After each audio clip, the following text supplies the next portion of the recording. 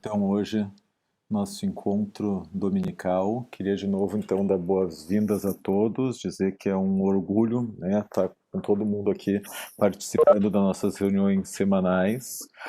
Deixar em aberto, hoje de novo a gente vai ter um visitante, um convidado especial para dar a aula, a gente vai estar falando da Veia Cava, e deixar aberto o chat para passarem as dúvidas, seja no privado ou seja no geral.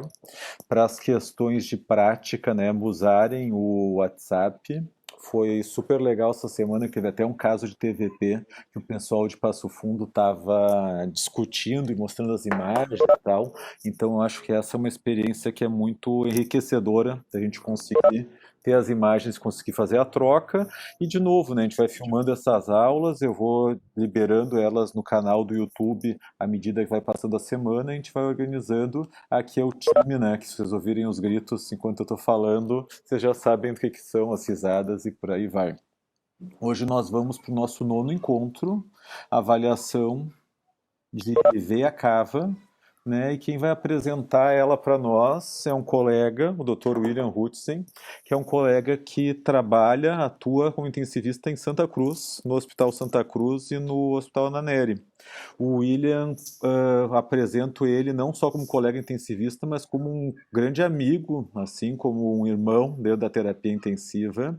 E confesso que até às vezes é o papel de guru, sabe? Quando veio essa proposta de fazer o curso web, uma das primeiras pessoas que eu fui conversar foi o William, dizer, pô, William, será que vai dar certo? Será que não vai e tal? E ele dizendo, bah, vamos lá, vamos bolar a ideia melhor e tudo mais. Até porque o William, assim como eu, vem do interior, né? Fez a formação dele antes da terapia intensiva também do interior.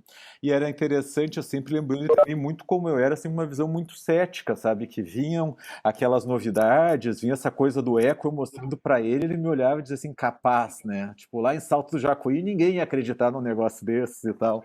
E ao mesmo tempo que eu via nele essa questão cética, que eu também tenho, também tinha bastante forte, ia vendo ele usar, e para mim foi uma experiência muito legal. Depois que ele terminou a residência aqui em Porto Alegre, ele voltou para Santa Cruz, ele me mostrando os casos e ele conseguindo me mostrar ali, contando o que eram os casos, mandando as imagens do eco e tal, mostrando a diferença que ele está fazendo, né, para a prática dele, para o hospital, para o dia a dia, o quanto isso pode ser importante. Não é diferente dessa experiência que a gente tinha compartilhado essa semana, o pessoal ali de Passo Fundo tá mandando uma discussão de TVP e tal.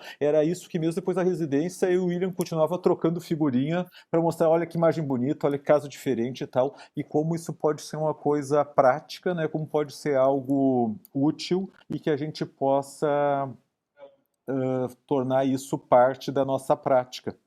Então, quero, né, passar aqui a apresentação, agradecer de novo o William pela disponibilidade, né, de vir, de apresentar e compartilhar essa visão dele do ultrassom. Deixa eu agora até me perdi na questão de já fazer a troca do participante. Será que é isso? Distribuir privilégios. Deixa eu me acertar aqui que eu me perdi no aplicativo agora. Fazer este Bom, apresentador. eu te agradecendo pela apresentação aí, Felipe, tá? Dizer que a honra é toda minha em estar participando a teu convite. Tu é realmente um irmão que a terapia intensiva deu, né? Vejo outros nomezinhos conhecidos aqui na lista, fico bem feliz. Até a Jussara está aqui. Eu queria dizer para a Jussara que hoje é Cava, não é Nava, tá, Jussara? E vamos lá então. O Felipe me convidou para a gente conversar um pouquinho sobre a avaliação da Cava. E para mim fazer, nas palavras dele, uma apresentação bem vida real, tá? E por que que isso é uma coisa que mexe comigo? Porque eu sou um intensivista no interior, a gente sabe que no interior as coisas são um pouco diferentes, né?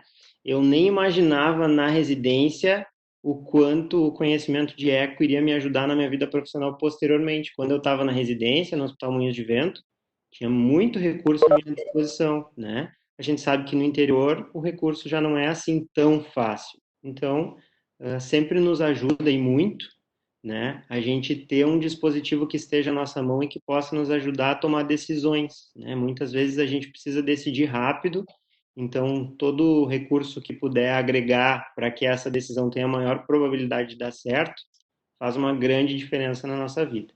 Então, a gente vai conversar um pouquinho sobre a avaliação da veia cava. Eu vou dar um básico de contexto, né? Depois a gente vai discutir como obter a imagem, depois como interpretar essa imagem que a gente vai obter e, por fim, uns casos clínicos só para a gente discutir. Tá? Depois a gente abre para perguntas, mas se vocês quiserem interromper com alguma coisa pontual que precise ser abordada de imediato, fiquem bem à vontade. Não tem como a gente falar de veia cava e de avaliação da veia cava no choque sem a gente comentar um pouquinho sobre a circulação, né? Na nossa circulação sistêmica e pulmonar, a gente tem uma sincronia muito delicada, né? O sangue que chega ao átrio direito e o volume sistólico do ventrículo direito, eles têm que estar extremamente compassados com a função do ventrículo esquerdo, né? Quando existe um descompasso, a gente vai ter um desequilíbrio. E eu não sei se tu pediu para compartilhar alguma coisa, Felipe. Deu um aviso aqui para mim. Às vezes vai aparecendo umas mensagens, tipo, alguma pessoa que está assistindo quer tomar anotações ou quer compartilhar conteúdo, ele vai te avisando. É meio chato porque ele te quebra um pouco a linha de raciocínio, mas ali é só dar ok, não tem maiores problemas, não. É só que a mensagem vem meio automática quando está apresentando. Perfeito. Então tá. Quando a gente tem um desequilíbrio, então, entre o lado direito e o lado esquerdo do coração, a gente vai ter uma repercussão clínica. Pode ser uma congestão e pode ser, eventualmente, a redução do débito cardíaco, né, pela redução do retorno venoso e o choque, né?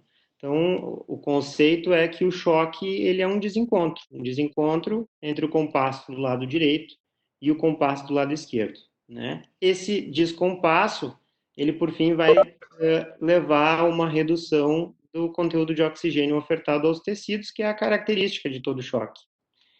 Quando a gente tem esse descompasso e a gente precisa corrigi-lo, pode reduzir a demanda, e muitas vezes a gente faz isso, colocando o paciente em ventilação mecânica, sedando, mas a gente vai principalmente tentar aumentar a oferta de oxigênio. E aumentar a oferta de oxigênio a gente pode fazer até de 4 maneiras, né, aumentando o próprio oxigênio arterial, mas isso vai ter uma repercussão pequena, transfundindo o paciente se a contagem de hemácias dele parece insuficiente, e dando volume, né? E eventualmente usando o inotrópico. Mas quando a gente vai pensar no inotrópico, a gente já tem que ter uma ideia de que a gente já deu o volume que chega, né? Que o paciente já está ao menos euvolêmico. E essa é a grande questão, né? Como a gente avalia se a gente já deu o volume que chega, se ainda cabe volume, como a gente falou, né? Ou se a gente até se passou um pouquinho. Isso é muito importante porque quando a gente fala em aumentar o volume diastólico ventricular direito, né? A gente sabe que à medida que a pressão dentro do átrio direito vai aumentando, isso vai se refletir no volume sistólico, não de uma forma linear. Quando o paciente está no início da curva de Frank-Starling, uma pequena alíquota de volume vai ter uma repercussão no débito cardíaco significativa, mas quando a gente encontra o paciente na porção menos inclinada da curva de Frank-Starling, a gente pode estar fazendo mais malefício do que benefício dando volume, né? Então, o paciente, de acordo com o seu status volêmico, ele vai ser responsivo ao aumento da pré-carga, que seria o volume que a gente vai levar até o átrio direito, ou irresponsivo ao aumento da pré-carga. Se a gente aumenta a pré-carga num paciente irresponsivo, a gente vai trazer diversos danos, né? A gente dificulta o retorno venoso, a gente está a circulação como um todo.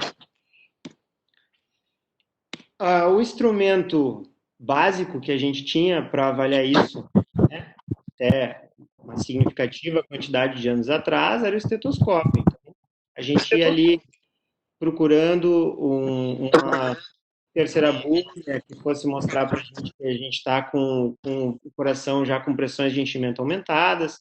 a gente podia procurar estertores, crepitações pulmonares, né, para ver se o paciente já está congesto, mas é uma coisa muito artística e subjetiva, né, e muito dependente da experiência clínica também. Com o passar dos anos, a gente passou a ter a PVC, então, a PVC dá uma estimativa da pressão do átrio direito através da aferição da pressão dentro de um catéter venoso central, mas essa mesma medida ela é sujeita a diversas interferências, posicionamento do catéter, kink, um coágulo dentro do lúmen. Então, ela é um recurso, embora válido, sozinho menos útil, né? A gente tem o eco pulmonar, onde a gente consegue ver congestão pulmonar com uma razoável precisão, né? Mas quando a gente enxerga a congestão pulmonar, normalmente é um pouco tarde, porque um pouco de dolo já foi feito. E a gente tem a cava, né? E às vezes a gente consegue enxergar a repercussão do volume que a gente está fazendo na cava um pouco antes da gente estar causando uma congestão pulmonar. Então, esse é uma ferramenta já um pouco mais acurada. Hoje existem protocolos em desenvolvimento somando vários achados ecográficos à beira do leito, né? O fluxo da veia hepática, somado ao comportamento do fluxo da porta, somado ao comportamento do fluxo arterial e venoso intrarrenal, mas são scores complexos de fazer à beira do leito e ainda necessitando maiores validações. Então, são coisas para talvez no futuro a gente discutir por aqui também. Isso tudo pode ser usado em contexto, né? Por isso que eu sempre, quando alguém me questiona a respeito de trabalhos que falam mal sobre a veia cava, ou trabalhos que falam mal sobre a PVC, eu sempre digo, a maioria desses trabalhos, se não todos, eles tentam encontrar a veia cava ou a PVC, ou enfim, como um preditor exclusivo, né? Como uma única ferramenta. E quando a gente usa qualquer ferramenta em terapia intensiva como única ferramenta, a gente vai acabar achando um índice de falha bem maior. Então, a ideia é sempre usar como um todo. Eu, na cava, tenho o costume de fazer associado com outros dois exames. Então,